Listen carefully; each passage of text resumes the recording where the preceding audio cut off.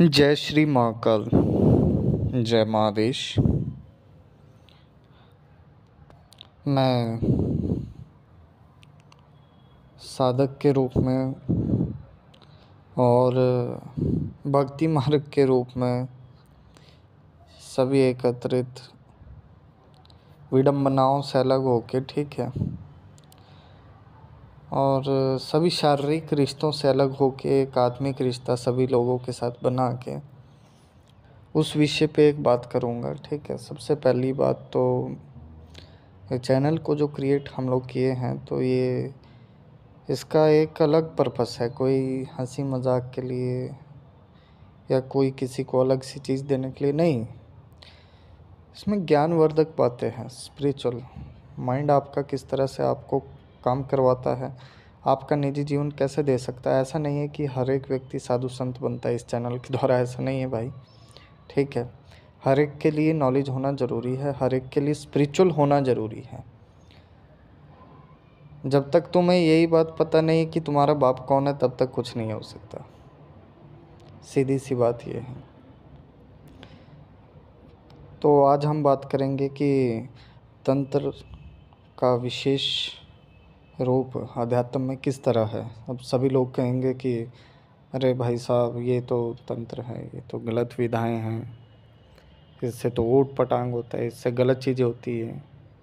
या कुछ कहेंगे इससे भूत प्रेतों को बुलाया जाता है, कुछ कहेंगे अलग अलग। सभी का तर्क होगा, किसी का एक सा तर्क नहीं होगा। कुछ सही से होंगे तो बोलेंगे कि हाँ गुरुजी, तंत्र इसीलिए किया जाता है कि अपनी ऊर्जाओं को संगठित करने के लिए या अपनी ऊर्जाओं को बाहरी पहलू दिखाने के लिए, या कोई कहेगा कि हमारी तरंगे ऊपर उठने के लिए हम तंत्र करते हैं। ठीक है, सभी का अलग अलग एक बोलने का तरीका होगा, एक बोलने से लेके उसको करने का तरीका होगा, अलग अलग लेवल सभी का है।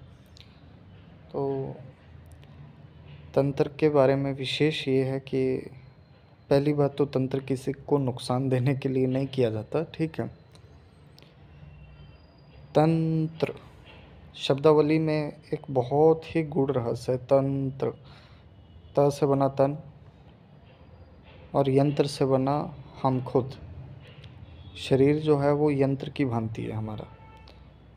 उंगलियों का जो साइज है, या मान लो पाँव का, मुंह का, सभी का अलग अलग है, एक सा नहीं है ना। तो तुम्हारे ही अंदर की भौतिक ऊर्जाओं का समन्वय होना, मतलब तुम्हारी ही अंदर की ऊर्जा जो सूक्ष्म है, किसी के नज़र में नहीं आती, किसी के देखने से कितना बड़ा लेंस लगा लो, कितना बड़ा कुछ कर लो, कुछ नहीं दिखेगा। ठीक है, तो ये हुआ तंत्र। ठीक है, अब तंत्र में प्रणालियाँ हुई, अलग अलग प्रणालियाँ हुई। कैसे हुई? सभी ने सुना ही होगा कि वो फलाने अघोरी हैं, ठीक है, कपालिक है, कपालिक देव है। या किसी ने सुना होगा कि वो वैष्णव है, लेकिन उन पे आकस्मिक तेज है एक। या किसी ने सुना होगा कि वो हनुमान जी के भक्त है, लेकिन बहुत अच्छा तेज है। किसी ने सुना होगा कि वो बहुत ही अच्छा तेज है मगर बहुत नीच साधक है। ठीक है, तो एक गुड़ रहस्य की बात आज बताता हूँ कि ऐसा क्यों है और ये अलग अलग कारक क्यों हैं। ये तो एक साधक का तंत्र का प्रभाव मैंने बता दिया। ठीक है, अब ये जो प्रभाव है वो कैसे होता है। जो सात्विक प्रणाली का होगा उसको मांस, मदिरा, दारू वारू ये सबसे परहेज ही करेगा भाई ज़्यादातर। ठीक है, वैष्णव भी ऐसे ही होंगे। थोड़ा सा जो कापालिक होगा वो क्या होगा, वो अघोर में ज़्यादा होगा, उसको किसी से कोई मतलब नहीं होगा, अपनी धुन में मस्त रहेगा, गांजा पिएगा, फलाना नशे अनेकों भांति के व्यसनों में फंसा होगा, संभोग भी करेगा। ठीक है, मैथुन, मदिरा ये सब चलेगा उसका, ऐसा नहीं है। मगर एक और हटके होगा तो उसके ऊपर तेज भी होगा, लेकिन वो साला व्यसन में फिर भी फंसा हुआ है। कामुक व्यसन सबसे बड़ा व्यसन मेरे जीवन में तो यही सबसे बड़ा व्यसन है। इससे ऊपर कोई व्यसन नहीं हो सकता तुम्हारे जीवन का। ठीक है, तो ऐसा क्यों है? क्या ये हमारे पिछले जन्म का कर्म है? सभी बोलते हैं हमारे पिछले जन्म का कर्म है गुरुजी, इसलिए मेरे को आज अच्छी विद्या मिली है, इसलिए अच्छी ये मिली है। तो देखो, कर्म तो निहित तुमने अभी कर रहे हो। प्रेजेंट टाइम तुम्हारा जो चल रहा है वो कर्म पे निर्धारित है। पिछले जन्म में क्या थे, क्या नहीं थे, क्या बने हो, ये कहीं भी तुम्हारे जीवन में मैटर नहीं करता है। अगर पिछले जन्म के राजा थे तो अब ज़रूरी थोड़े ना आप राजा का ही जीवन जियोगे। ठीक है। तो साधक का मन जो है, आंतरिक रोदन होता है ना, वो करता है ज़्यादा।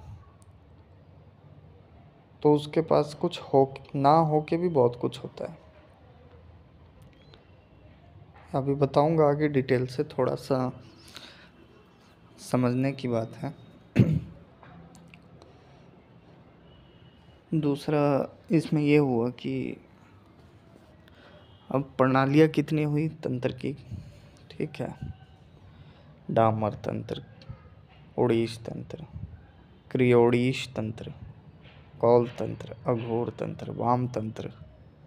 ठीक है। अनेकों हैं, करीबन 121 प्रकार के तंत्र। मैंने पढ़ा कहीं नहीं है। ठीक है, पहले ही बता देता हूँ, अगर कोई ये कहे कि हाँ ये पढ़ के आप बोल रहे हो, तो ऐसा कोई किताब वगैरह में भी तुम्हें नहीं मिलेगा। ठीक है। जो यहाँ से जानकारी मिलेगी भाई, किसी किताब में, किसी गूगल के उसमें नहीं मिलेगी। ठीक है। ये पहले ही मैं बता रहा हूँ अपने निजी अनुभव से। तो इसीलिए पूरा वीडियो सुनने के बाद निर्णय लेने का। यहाँ कोई उपदेश की बात नहीं कर रहा है, सिर्फ एक नॉलेज अभी दी जा रही है ताकि समझ पाएँ कि हाँ पहला लेसन क्या है। पहली कक्षा से शुरू करते स्कूल में, उसी तरह यहाँ भी ऐसा ही है। ठीक है। तो सभी का अलग अलग भाग है, कोई किसी तंत्र से बड़ा नहीं, कोई किसी से छोटा नहीं है। एक छोटे से बच्चे में भी तंत्र पाया जाता है। ये मेरा अनुभव है, निजी अनुभव। ठीक है। अब ये करता क्या है, आपके जीवन को बदलता भी है और बिगाड़ता भी है। बदलना आपके हाथ में, बिगाड़ना आपके हाथ में। गुरु मार्गदर्शन करता है तो कुछ लोग क्या करते हैं कि गुरु की ही मार के चले जाते हैं, या फिर कुछ में ऐसा होगा कि शिष्य अच्छा होगा तो गुरु ही उसको पथ से प्रदर्शित करने की बजाय उसको ऊट पटांग में लगा देगा। ऐसे भी है कुछ। और कुछ ऐसे कि गुरु खोजते खोजते उनकी दुनिया ही बदल जाती है।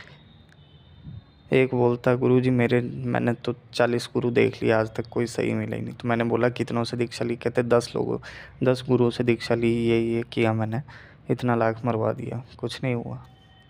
अभी तक मुझे फलानी विद्या चाहिए थी। तो ये तो मोह के कारक है, मोह के लिए गुरु के पास भटक रहे हैं, बाकी कुछ नहीं है। तो भैया मोह के लिए पहला तो गुरु के पास भटकना बंद करो। जहाँ पे सिद्धियों के लिए पीछे भागोगे गुरु के, वहाँ तुम्हें ठन्नी नहीं मिलेगी। मेरी गांठ बांध लो ये बात को। और जहाँ पे तुम सोचोगे कि नहीं, गुरु जो है वो मुझे तारेगा, मुझे पथ प्रदर्शित करेगा, कभी भी दे, कोई दिक्कत नहीं, उसके चरणों में रहने का। तो नेचुरल है वो, तुम्हारे बिना बोले ही तुम्हें देगा, अगर सही होगा, सही निर्णय से तुमने गुरु चूज किया होगा तो। अभी इसमें बहुत सारी चीज़ें हैं, बहुत सारी लोग हैं जो अलग अलग चीज़ें बोलेंगे, मगर सभी का दिमाग अलग होगा। तो वो तरंगों को, बोलने के तरीक़ों को हम तंत्र डिफाइन कर सकते हैं। ठीक है। तुम जब सोते हो, एक बात किसी ने नोट नहीं की होगी या की होगी तो सोचना एक बार। ठीक है। सोते हो, सोते टाइम तुम्हें झपकी लगती है स्वप्न आने से पहला, और तुम स्वप्न की दुनिया में गिरते हो, ऐसा झटका लगता है बिल्कुल। अब गिर गए तो गिरने के बाद स्वप्न तुम्हारा धीरे धीरे एक लेवल से शुरू होना शुरू होगा। बीच में कहीं डूबने का ये होगा तो तुम हिलोगे। अब सब बोलेंगे ये तो स्वप्न है, इसमें तो कोई ये बड़ी बात नहीं है। अरे भाई, आधा सच वही है, तुम्हारे शरीर का तंत्र ही वो बता रहा है। ठीक है। तो एक छोटी सी बात से शुरू किया है मैंने। चैनल भी अभी छोटा है, कुछ ऐसा बड़ा ग्रो नहीं है। आप लोग साथ देंगे तो काफ़ी अच्छी अच्छी चीज़ें आपको लाऊंगा। ठीक है। यंत्र से जुड़ी हुई, मंत्रों से जुड़ी हुई, कैसे क्या करना चाहिए, कैसे जीवन बदल सकते हो अपना। ठीक है। स्पिरिचुअल लाइफ कैसे शुरू कर सकते हो, या साधक बनने के लिए क्या क्या ज़रूरी है, ये सारी चीज़ें मैं बताऊँगा धीरे धीरे, एकदम से तो नहीं होगा। मगर क्या है कि मुझे कॉन्फिडेंस आना चाहिए, जब मेरा सब्सक्राइबर बढ़ेगा तो कॉन्फिडेंस आएगा, मैं फेस कैम भी कर सकता हूँ आगे जाके, ठीक है। तो ये मेरा उद्देश्य है, अब आप लोग देखें, ठीक है। कहाँ तक इसमें जो भी आपके सवाल है मुझे कमेंट पे डाल सकते हो, ऐसा कुछ नहीं है। मेरा फ़ोन नंबर भी है, व्हाट्सएप पे चैट कर सकते हो, कोई भी दिक्कत हो उस चीज़ के लिए भी आप बोल सकते हो, ठीक है। एक बात और है, 2023 जो है सभी के लिए काफ़ी कठिनाई भरा ये साल रहा है। पहले शुरुआत में ही इतनी चीज़ें हो गई है, अंत दौर इसका काफ़ी अच्छा रहेगा भारत के लिए, ठीक है। तो ये एक थोड़ा सा प्रैक्टिकल था, आप लोगों के बीच में मैं आया। तो जय माँ, सतनाम आदेश, हर हर शिव शंभू, श्री गुरुदेव आदेश।